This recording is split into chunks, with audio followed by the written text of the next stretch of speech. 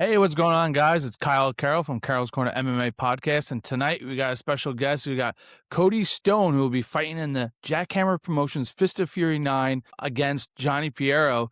Cody, how you doing? What's up, guys? What's up, man? How's it going, Kyle? Going great, going great. Welcome to the show. First, we have to talk about your Instagram handle, True Achilles. Achilles is one of the greatest warriors, but famously had that fatal flaw. When you step into the cage, what does it mean to be the true Achilles mean to you, like being the nickname Achilles? And how do you ensure to leave no weakness for your opponent to find?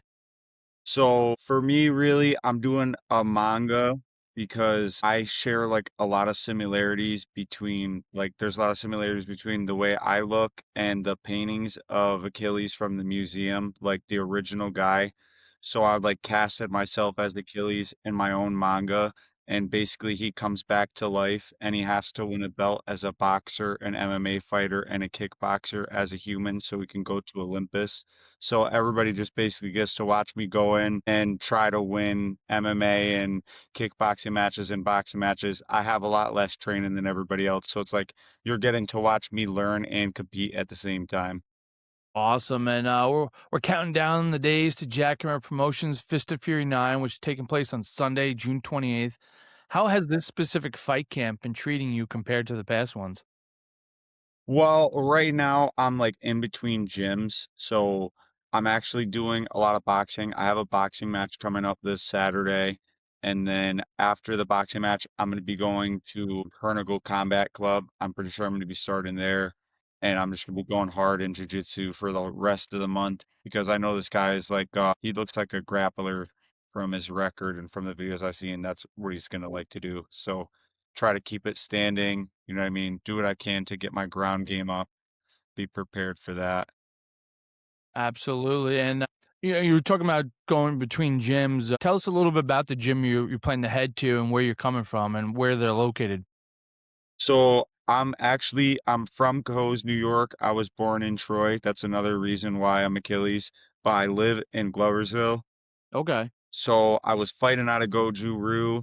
They're closed down. I actually stopped fighting out of that place. I've been looking for a new gym. Hernagle's just opened up. You know, he's a jiu-jitsu world champion. So it's like go where the best people are at. That's your best bet. It's local. And I'm fighting out of Glove City Sluggers right now. Go for it fitness in Gloversville as well. Awesome, awesome, and so you're from upstate New York.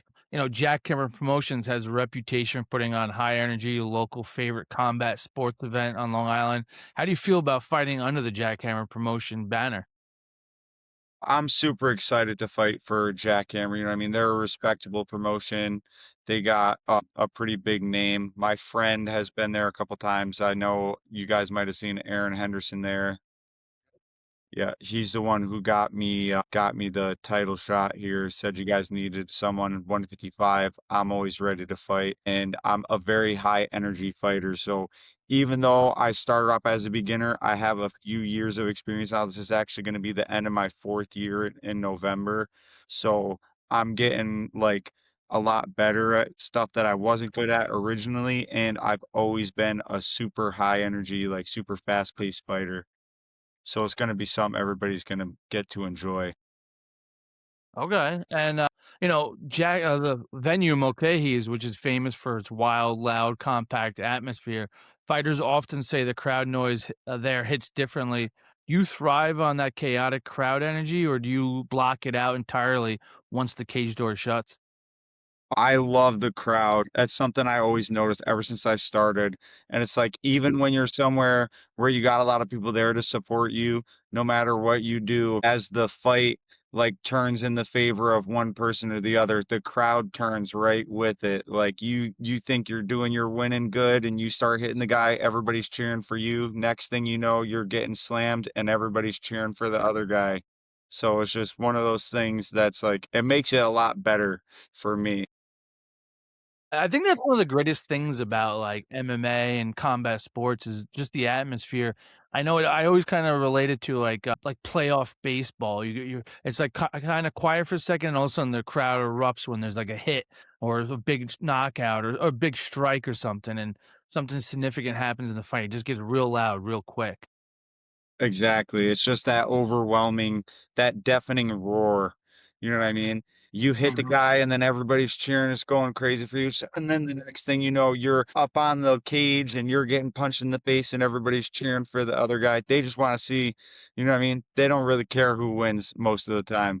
It's just whatever's popping off and they're cheering and you got to fight through that. And at the same time as like I enjoy the crowd turning on me and cheering for me, you have to block it out at that same time and try to just pull through and get your win.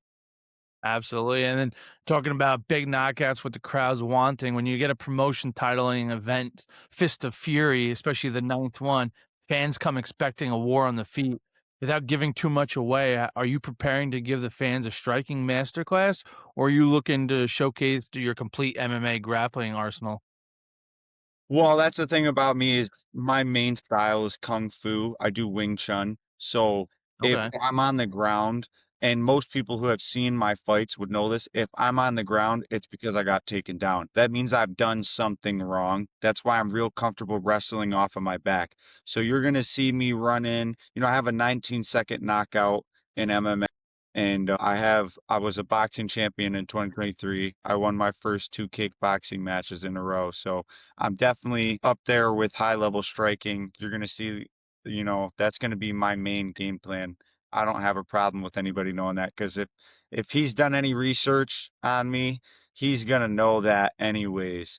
But definitely don't leave any holes, you know what I mean, in my training. Be prepared for anything because it is MMA. So Absolutely. And, looking at your Tapology profile and preparing for this card, what went through your mind when you first locked down this matchup?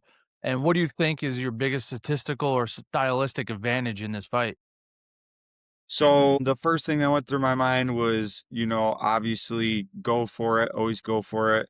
I need the MMA title and I need a kickboxing title before I go pro because I do all three. So, and statistically, my advantages I would say is definitely just being the boxing champion. I'm gonna have an advantage on the feet. I see that, like I said, he's a grappler, so it's definitely gonna be in his best interest to try to take me down, or I'm gonna put him down. Absolutely. And awesome. And, every fighter has a turning point in a round where they know, excuse me, where they know they've taken control.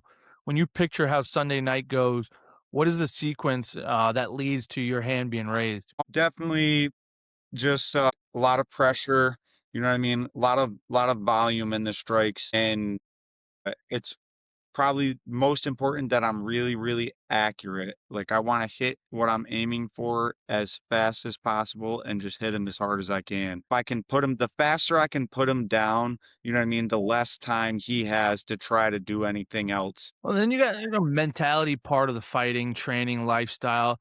Social media only shows the highlights and the hard sparring, hand raises, the media posts. What part of Cody Stone's daily grind behind the scenes that the fans on Instagram don't get to see?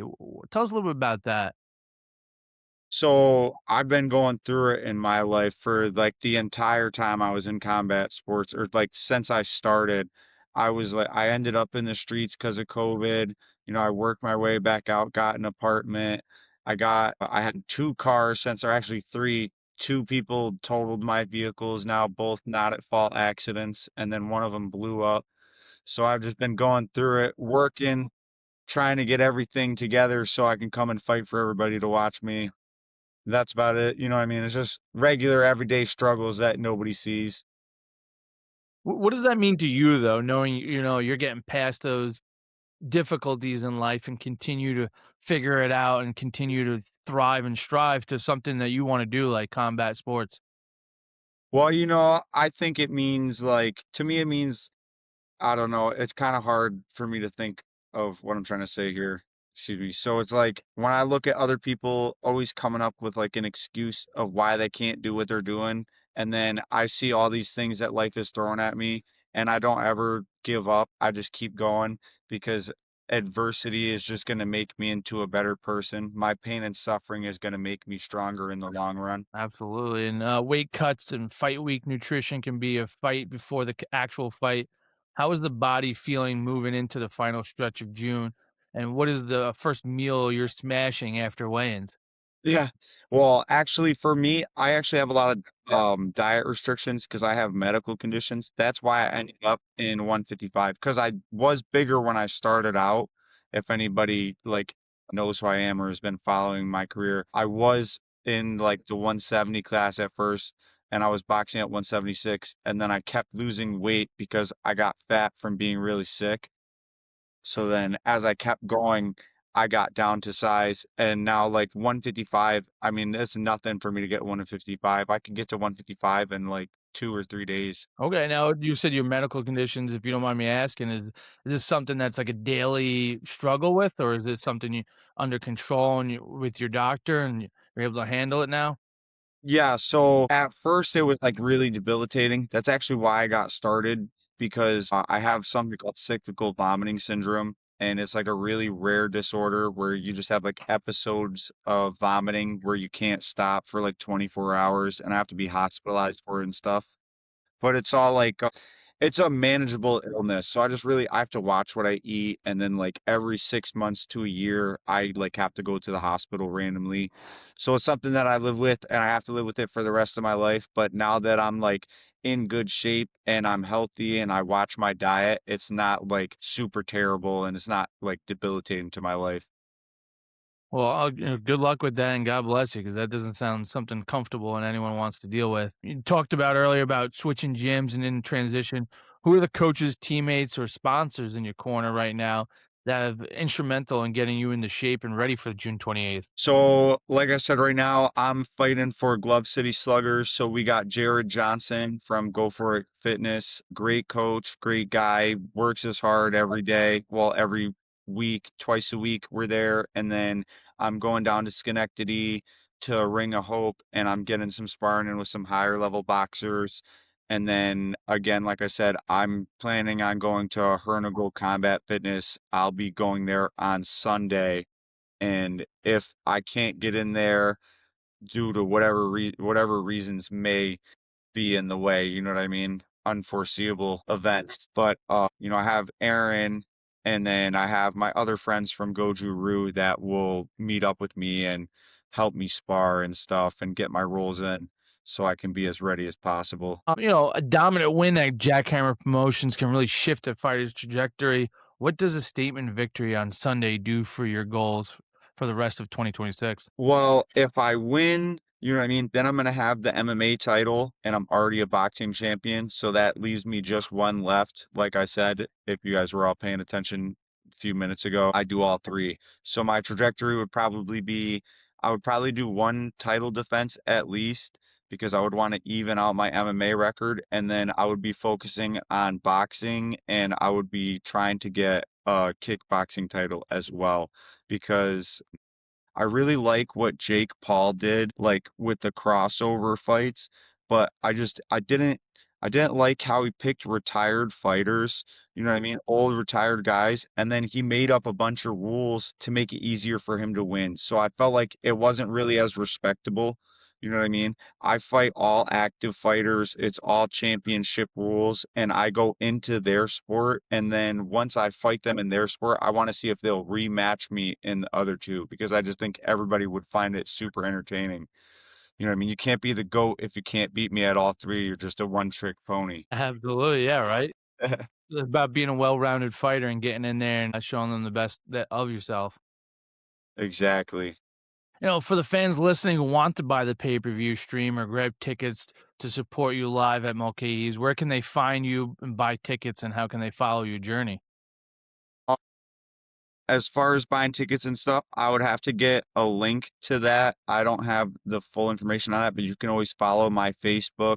My regular Facebook is just Cody Stone, and then I have my fighter page that's going to be in Facebook pages under Cody Achilles Stone. Either way, you can message either of those profiles to get information about my fights, and I always post it all up on my wall, and I'm trying to get more followers on my Insta too. Awesome, and, lastly, or before we get into the last couple questions, what's one thing about you that nobody knows and you wanna share with them? That nobody knows about me. Could be anything non-MMA or combat related, like something about you that most people don't know, but you'd like to share. I don't know. I'm kind of old, I guess. I'm 30. I look like I'm like 20. Everybody thinks I'm like 21, 22. I'm actually 30 years old. I used to like live a street life. Like I was a hustler for a while, and then I got really sick, and I actually watched Cobra Kai, and it inspired me to do karate to get healthy. And then like I used to be a street fighter. I have some videos on my fighter page of me fighting in the streets. So it just kind of hit me to go and try and do MMA and stuff, and that's just kind of how I ended up here. Absolutely, that's that's interesting. Everyone, it's fun because like you learn everyone's different path. Everyone comes from different avenues of life, and just hearing how everyone end up inside the cage is pretty cool. And I love being able to do this and speak to gentlemen like yourself just to kind of learn more and kind of learn different ways of living that people, the struggles and the good, the bad, the ugly, and everything in between. So, lastly, give us your official prediction. How does Cody Stone finish the fight on Sunday night against Johnny Piero? Well, if everything goes my way, I'm gonna say I'm gonna finish the fight by knockout, either standing up knockout or, we're gonna end up on the ground and in the scramble, I'm either gonna ground and pound him or I'm just gonna have to finish him off from my back. Well, I'm looking forward to this fight. I'm excited for this. Johnny Piero is a guy who I've seen fight numerous times. He gets in there and puts on a show for the fans. And from everything I hear about you, you do the same exact thing.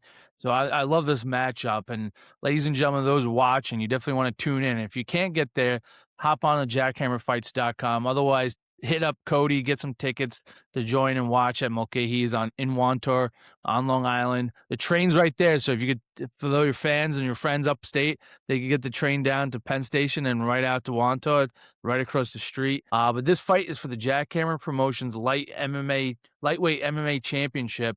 Ladies and gentlemen, you don't want to miss this, and I'm excited to be commentating it.